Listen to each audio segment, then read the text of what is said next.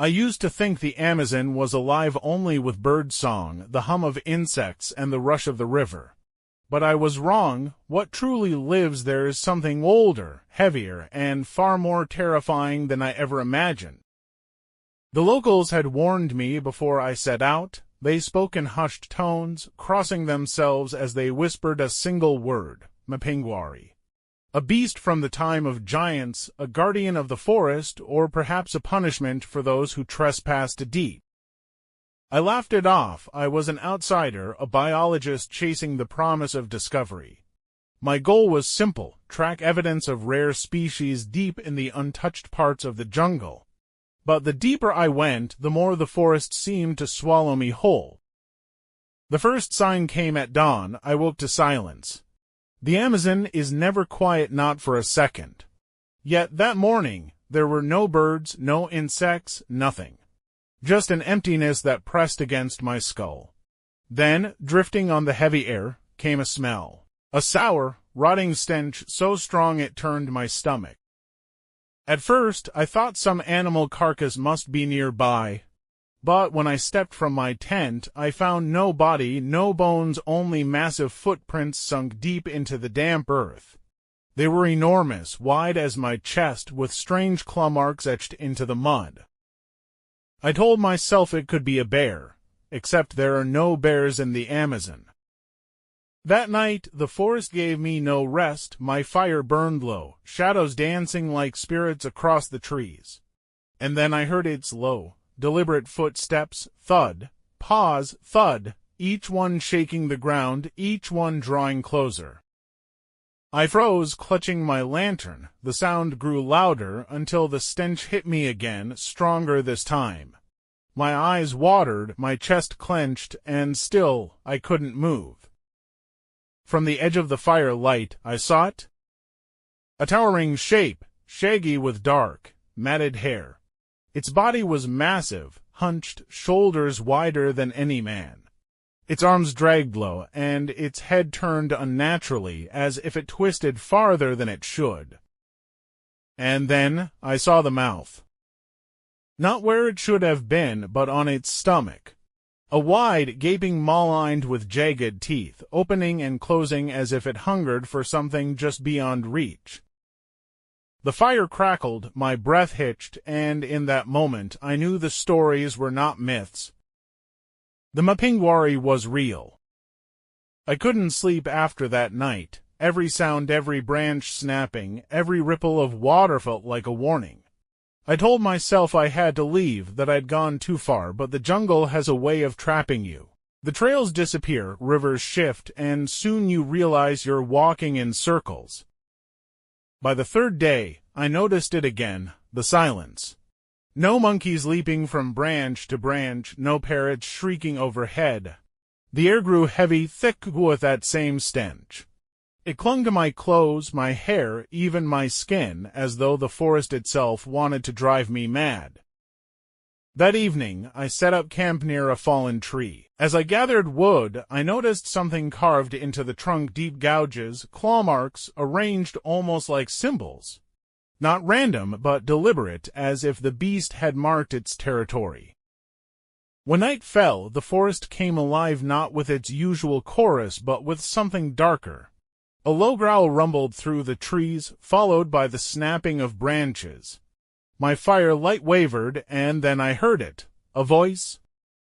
It wasn't human. It was deep, guttural, like words forced through an animal's throat. The syllables made no sense, but the intent was clear. It was calling.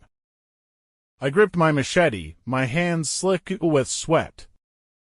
Then came the footsteps. Heavy, slow, the ground shook as it moved closer, and the smell became overwhelming, a wave of rot and death that choked the air. Through the smoke of the fire, I saw it again, taller than before, closer. Its eyes glowed faintly, reflecting the flames. The long hair draped over its shoulders, matted with filth, and the mouth, its stomach mouth opened wide, a wet, sucking sound filling the clearing. It stopped just beyond the circle of firelight, as if the flames held it back. The voice rose again, low and harsh, echoing through the trees. and then it screamed. The sound tore through the night, a mixture of beast and storm, shaking the leaves, rattling my bones. My ears rang, my chest ached, and I dropped to my knees. I thought I would lose my mind right there. But just as suddenly it stopped, the forest fell silent again. When I looked up, the creature was gone. I should have run then, but curiosity, foolish, dangerous curiosity, kept me there. I had to know what it was, why it was here, why the stories of the Mapinguari had lasted for centuries. That was the night I realized I wasn't the hunter. I was the prey. At dawn, the forest looked different. The mist clung low to the ground, curling between the trees like smoke from an unseen fire. I told myself I'd leave, but something inside whispered otherwise. If I turned back now, I'd never know. I followed the tracks. They were unlike anything I'd seen, massive, circular impressions, each step sinking deep into the mud as if the ground itself had recoiled. The path twisted through the jungle, past broken branches and trees that looked torn apart by hands too strong to be human.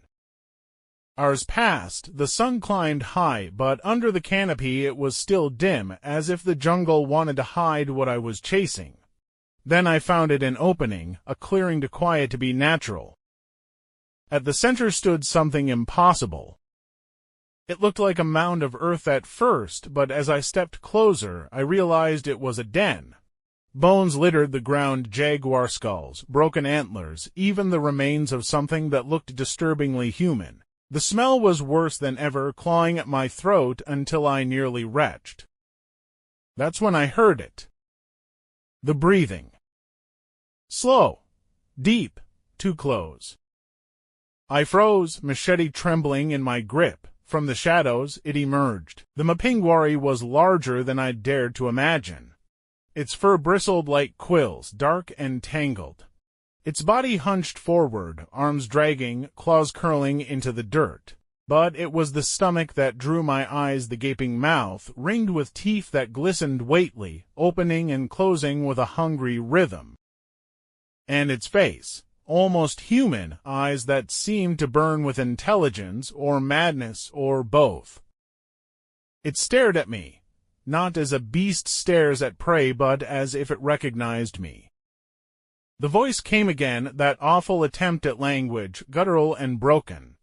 The words scraped against the air, like an echo of something lost long ago. My skin crawled. It wasn't just a monster. It was something older, something that remembered. My legs screamed to run, but I couldn't. The Mapinguari stepped closer, each footfall shaking the ground. Its claws dragged across the trees, carving lines deep into the bark. The mouth on its stomach opened wider, the sound of wet breathing filling the clearing. And then the firelight from my torch caught its eyes. For a split second it recoiled, stumbling back as if the flame burned more than just the air. That was my chance. I turned and ran, branches slashing my face, roots clawing at my feet. Behind me, the forest erupted with its roar, a sound that chased me through the trees, a sound I'll never forget. I don't remember how I escaped, only that when I reached the river bank, gasping for air, the jungle behind me was silent once more. But the smell, it lingered. Even now, I can still feel it watching. When I finally stumbled back into the village, half-conscious and covered in mud, the elders didn't look surprised. They didn't ask what I had seen, they already knew. One of them, an old man with eyes clouded by age, simply shook his head. "You followed it, didn't you?" he whispered, the guardian. He told me the stories again, but this time they felt less like myth and more like warning. The Mapinguari, he said, was not just a creature, it was a protector.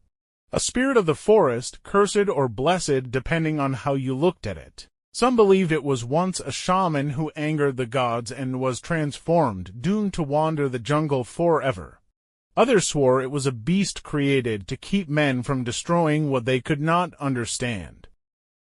The stench, the unearthly cries, the terrifying form, it was all part of its power, a reminder that the Amazon is alive, that it fights back against those who dare to trespass too deeply. I wanted to argue, to tell them it was no spirit but flesh and blood, something that breathed and stalked and nearly ended me. But as the words formed, I stopped because in my heart I wasn't sure. What I saw defied logic. It was too real to be legend, and too unnatural to be animal. The villagers warned me never to go back. They said those who hunt the Mapinguari vanish. Sometimes, when the night is silent, the forest steals them. And though I escaped, I know they're right, because when I close my eyes, I still see its face. I still hear that half-human voice echoing from the darkness. The Amazon remains its domain, and if the Mapinguari still walks there, then maybe some mysteries aren't meant to be solved. So I'll leave you with this. If one day you find yourself in the rainforest and the air suddenly reeks of death, if the birds stop singing and the trees fall eerily quiet, don't wait, don't look back. Because you're not alone. And the Mapinguari is always watching.